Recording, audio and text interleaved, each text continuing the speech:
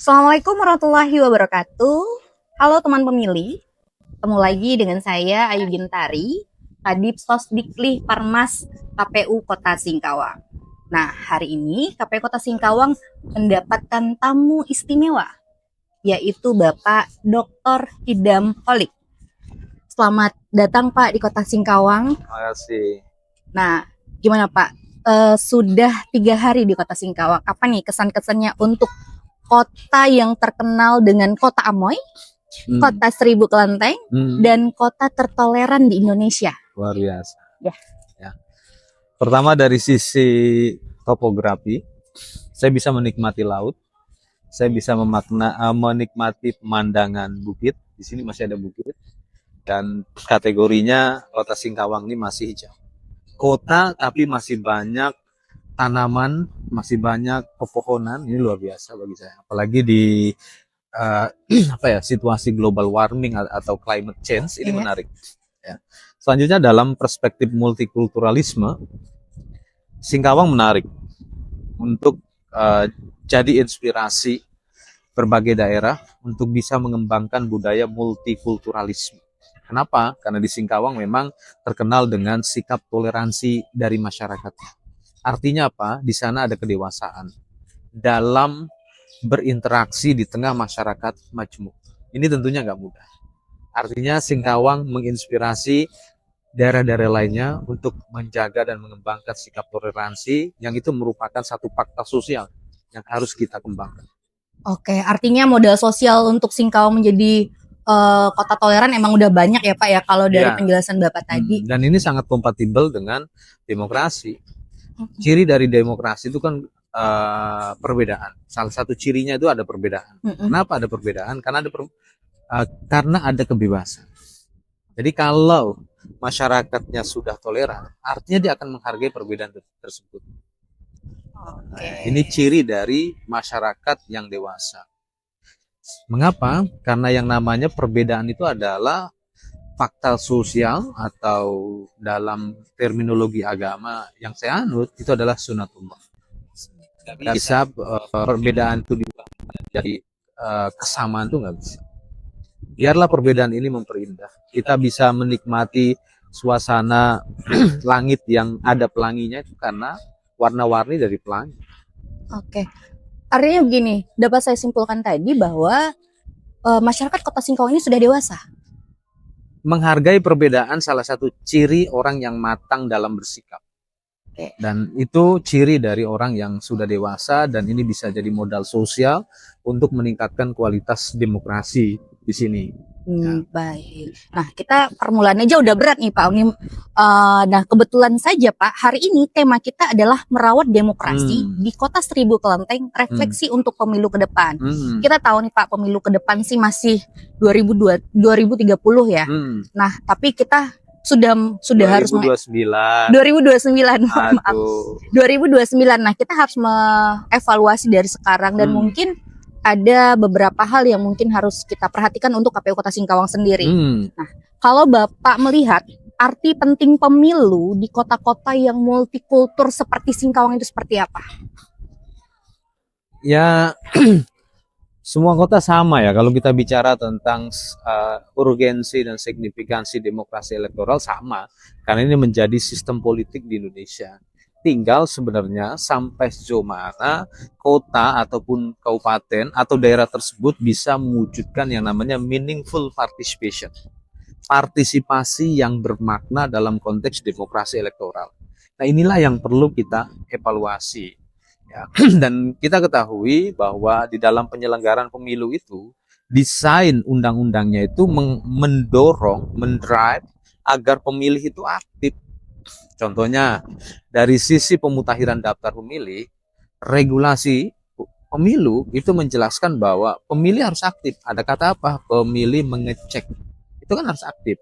Nah, sekarang sampai sejauh mana pemilih peduli terhadap data pemilih? Kami KPU Republik Indonesia sudah punya yang namanya Sidali.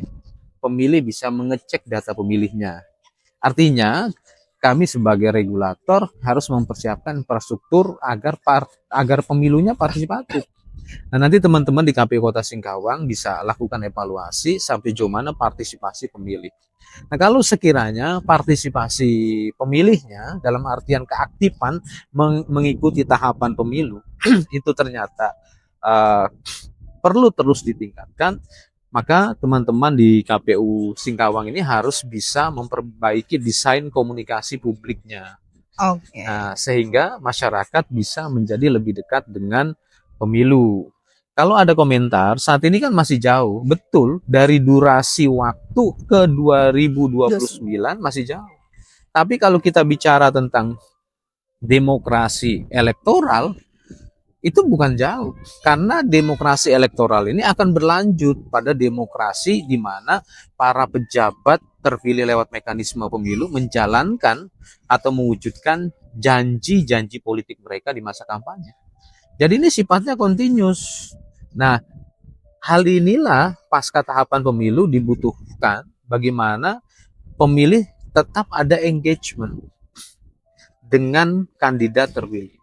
Saya seringkali mendapatkan kritikan ya dari beberapa segmen publik. Ini kan pemilunya masih prosedural. Pemilu itu demokrasi prosedural. Oke. Demokrasi substantifnya di mana? Demokrasi substantifnya ketika pejabat terpilih menjabat di lembaga publik dan dia mewujudkan janji-janji kampanyenya, itulah demokrasi substantif. Kenapa? Karena pada saat masa kampanye dan pada saat pemberian suara, pemilih memberikan dukungannya itu karena apa? Karena kontrak sosialnya, karena janji-janji politiknya. Nah, itu harus diwujudkan. Jadi demokrasi substantif itu setelah pejabat terpilih di dalam pemilu itu berkantor di lembaga publik.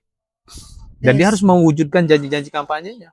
Disinilah yang disebut dengan meaningful participation. Salah satu indikatornya. Artinya di sini diperlukan juga partisipasi masyarakat untuk mengawal tadi apa yang sudah dijanjikan iya dong. kampanye itu ya, masyarakat Pak, ya? tidak boleh terdiskoneksi. Nggak boleh terputus. Setelah pemilu selesai, bukan berarti selesai. Disinilah masyarakat harus intens berkomunikasi. Nah, hari ini kalau kita bicara tentang komunikasi publik antara elected official, pejabat terpilih dengan pemilih, ini udah nggak ada batasan. Kenapa? Karena ada medsos dan bahkan publik menyebutnya hari ini adalah era media sosial. Sehingga kalau ada pejabat publik yang tidak mau menggunakan medsos, saya pikir itu kurang baik. Mengapa? Karena mereka terpilih disebabkan kedaulatan rakyat yang diserahkan oleh pemilih kepadanya. Jadi mereka harus membangun komunikasi. Bagaimana mereka bisa mengetahui kepuasan pemilih terhadap kinerja mereka kalau mereka tertutup. Dan bagi saya di era medsos ini memberikan pesan kepada kita, inilah era yang disebut dengan keterbukaan komunikasi, open communication. Kalau ada pejabat publik yang sekiranya close communication, itu paradoks demokrasi bagi saya.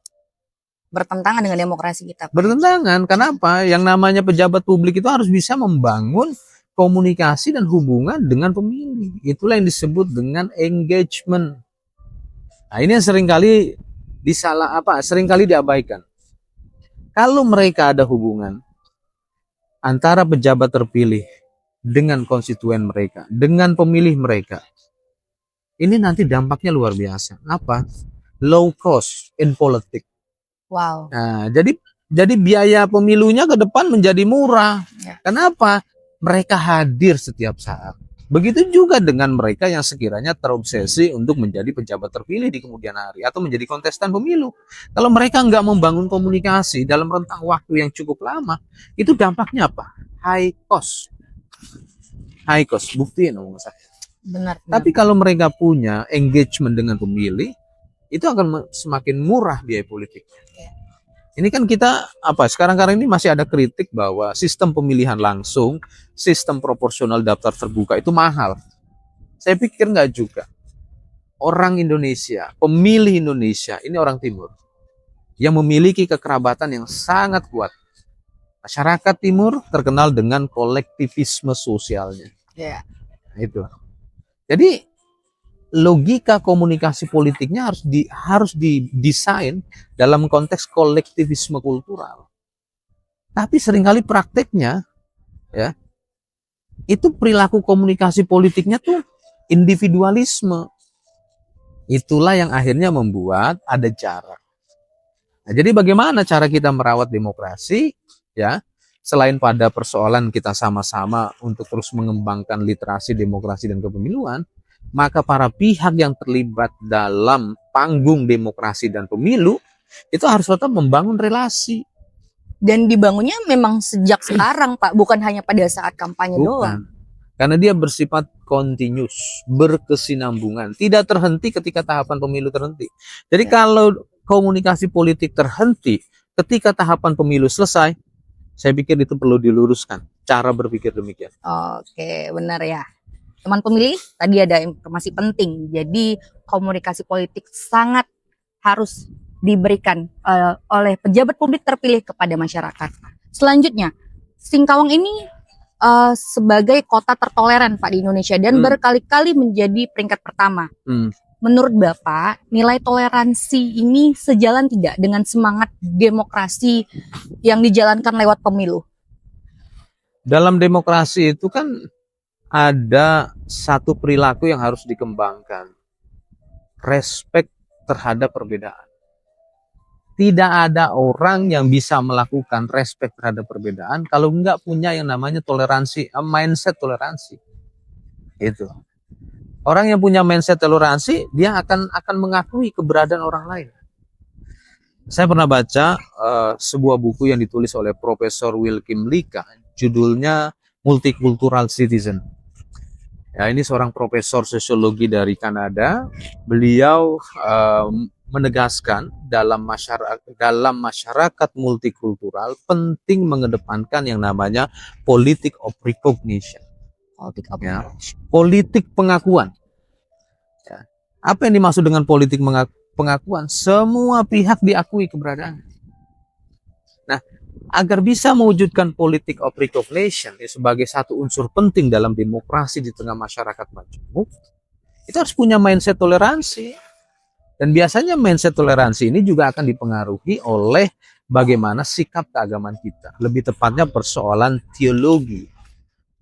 Nah, inilah pentingnya kita memahami agama dalam perspektif inklusif.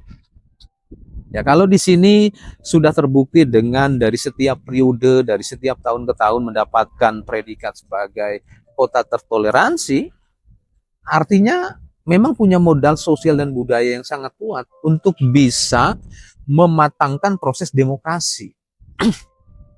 Dan ya mudah-mudahan dengan modal sosial dan kultural yang kuat ini bisa menginspirasi daerah-daerah lainnya.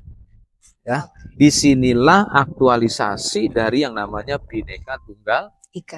Oke, asik sekali kita.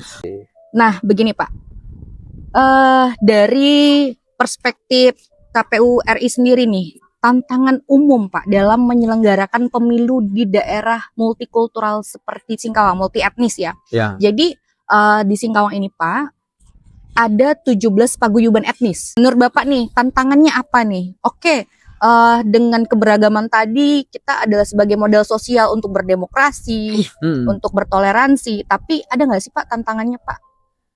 Ya, karena di sini sudah bagus toleransinya ya. Saya yakin ya, karena sudah terbukti dengan toleransi yang baik tersebut, antara etnis ini bisa berbaur. Pastilah ya, sudah pasti berbaur.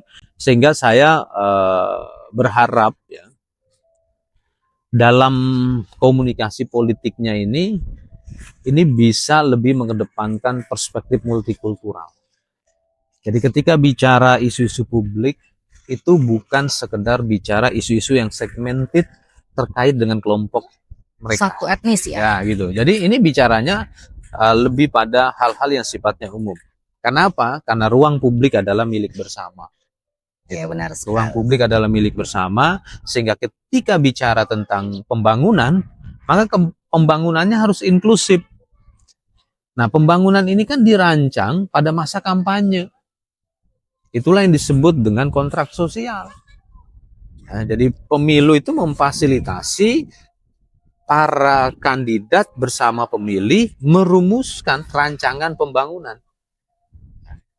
Disinilah pentingnya pemilih yang aktif, pemilih yang kritis terhadap materi kampanye para kandidat. Selama masa kampanye, idealnya pemilih tidak sekedar menjadi objek dari penyampaian komunikasi politik persuasi. Ya, mudah-mudahan ya, apa yang saya sampaikan ini pernah terjadi di kampanye. Para kandidat, dia harus memposisikan pemilih sebagai komunikator politik. Tidak sekedar sebagai receiver politik. Tidak sekedar sebagai penerima pesan politik. Tidak sekedar sebagai objek politik.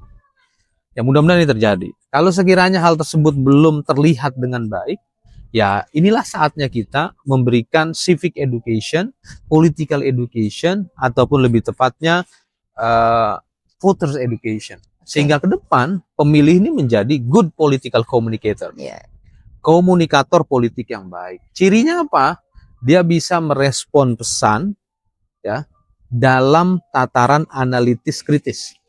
Jadi kalau seorang kandidat, baik itu calon anggota legislatif, ataupun itu calon presiden, ataupun calon kepala daerah misalnya ketika berkampanye, ini tidak terkesan, pemilihnya tidak terpasif, seperti yang digambarkan dalam bullet theory.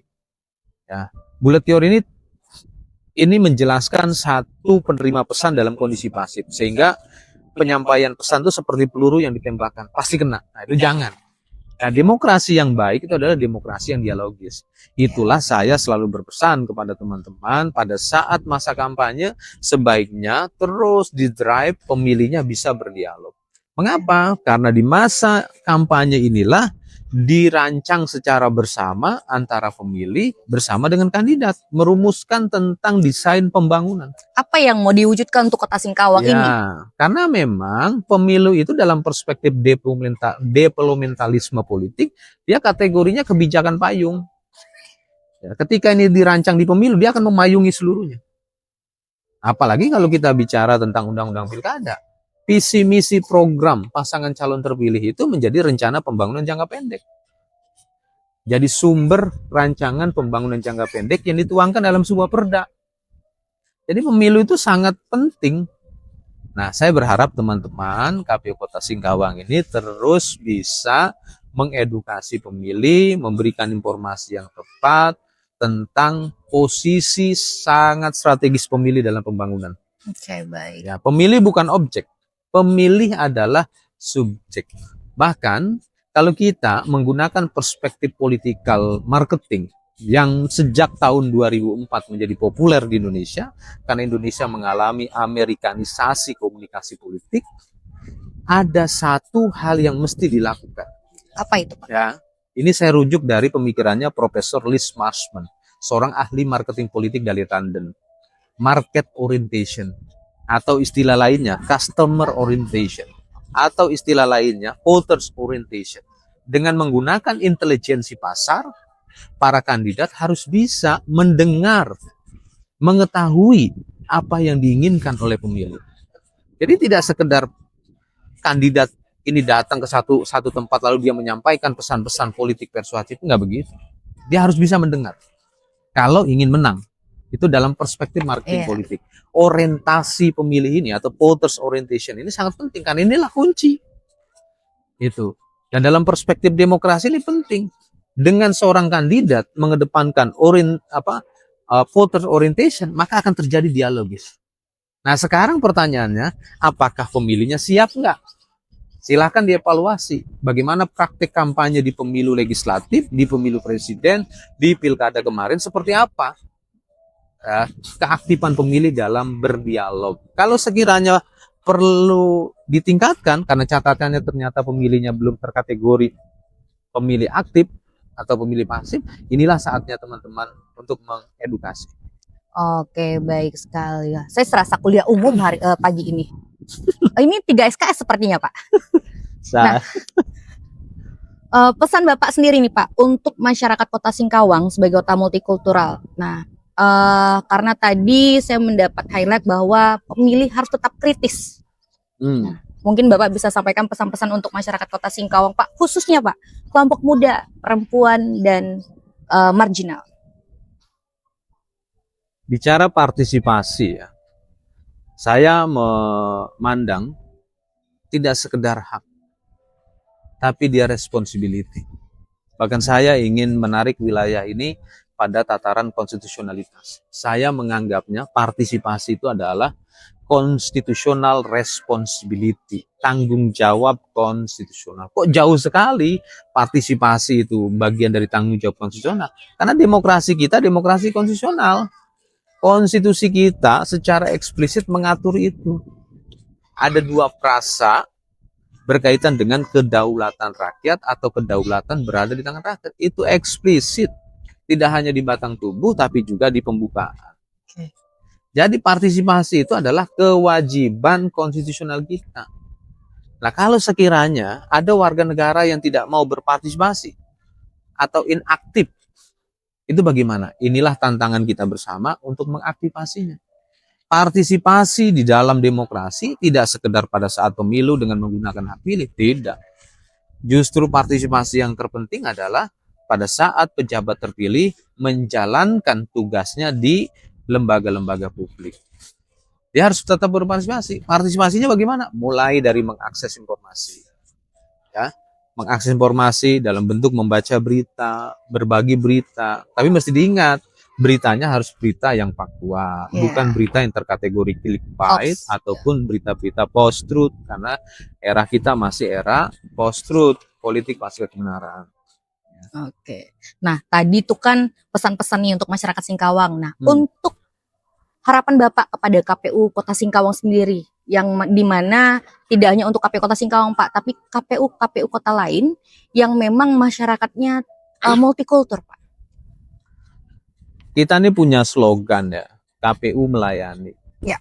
Sebenarnya slogan ini terinspirasi oleh peraturan Presiden nomor 81 tahun 2010 tentang Grand Design Reformasi Birokrasi di Indonesia. Mudah-mudahan KPU Kabupaten Singkawang sudah mendalami itu ya. Menarik itu peraturan Presiden tersebut. Di sana ada yang namanya pelayanan prima, ya, pelayanan yang profesional. Itulah kenapa KPU punya slogan KPU melayani. Nah, KPU melayani ini nanti indikator pelayanannya bagus atau tidak. Indikator awalnya adalah diukur dari kompetensi komunikasinya. Ya, kompetensi komunikasinya. Nah, oleh karena itu, saya berharap KPU Kabupaten Singkawang terus memperbaiki tata kelola birokrasinya diiringi dengan perbaikan tata kelola komunikasi. Kebijakan birokrasi yang didesain oleh KPU RI sudah bagus, tapi kompetensi komunikasinya nggak sejalan. Ini komunikasi publik ya Pak ya? Udah pasti. Ya, bagaimana public relationnya, komunikasi medianya, ini harus diperbaiki. Karena sekarang eranya era komunikasi. Kenapa era komunikasi? Kebebasan semakin didukung tidak hanya oleh konstitusi ataupun regulasi, tapi didukung oleh infrastruktur komunikasi. Saya percaya Kabupaten Singkawang hari ini sudah semakin sedikit. Ini mohon maaf Pak, Kota Singkawang Pak. Kota Singkawang ya. Kota Singkawang ini kok area blank spot untuk akses internetnya sudah semakin sedikit. Iya. Itu keyakinan saya. Artinya apa? Secara infrastruktur sangat mendukung. Kalau infrastrukturnya sudah mendukung, dari sisi regulasi ataupun konstitusinya sangat mendukung, ya mau nggak mau kita harus beradaptasi. Adaptasinya apa? Tingkatkan kompetensi komunikasi kita. Dengan kemampuan komunikasi publik yang baik, disitulah nanti akan dirasakan KPU hadir dengan pelayanannya. Wah. Tidak sekedar slogan. Keren sekali. Nah, sebagai informasi Pak, di tahun 2024 kemarin, akhir tahun, kita ada peningkatan SDM kita di kantor. Kita mengadakan pelatihan komunikasi publik dengan salah satu narasumber. Nah, di 2025 ini, insya Allah dalam waktu dekat juga kita akan ada pelatihan public speaking untuk teman-teman sekretariat.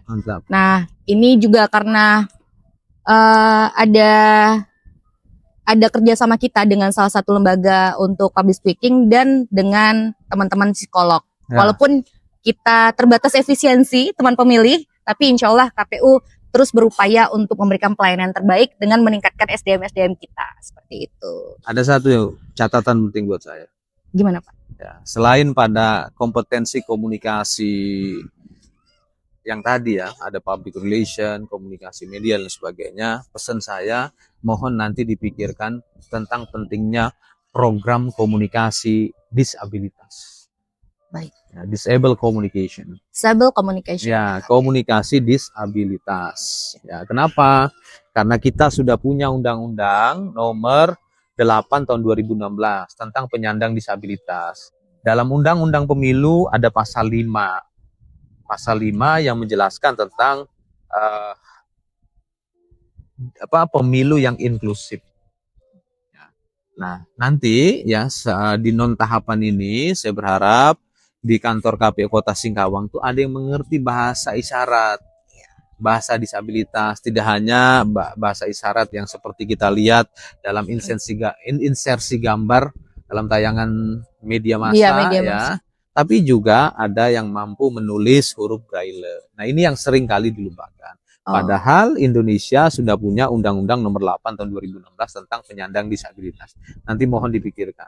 Baik, menjadi catatan penting untuk kami semua nanti Pak. Ya. Insya Allah jika memang tersedia anggaran ataupun tidak tersedia anggaran, kami akan berupaya untuk karena bicara pemilu yang berintegritas itu tidak sekedar pemilu yang partisipatif, tapi pemilu yang inklusif. Selain hal tersebut juga penting bagi KPU Kabupaten Singkawang untuk terus mengembangkan kesadaran kesetaraan gender. Oleh karena itu, kalau nanti memungkinkan, KPU Kabupaten Singkawang bikin sekolah demokrasi berkaitan dengan gender mainstreaming, ya. Kalau bisa pesertanya tidak sekedar perempuan, tapi juga laki-laki. Karena apa? Budaya masyarakat Indonesia secara umum seringkali patriarki. Jadi hambatan dalam gender mainstreaming itu adalah di mindsetnya laki-laki. Laki-laki juga harus tahu apa yang itu sebut dengan kesetaraan gender. Nah, teman pemilih, demikianlah bincang-bincang kita bersama Bapak anggota KPU Republik Indonesia, Bapak Dr. Idham Holik. Teman pemilih jangan lupa untuk selalu lihat podcast KPU Kota Singkawang dan jangan lupa media sosial KPU Singkawang. Ada Facebook, ada Instagram, ada X, ada TikTok. Nah, saya Aygin Tari selaku Kadipsos Dikli Parmas KPU Kota Singkawang undur diri. Terima kasih. Assalamualaikum warahmatullahi wabarakatuh. Bye.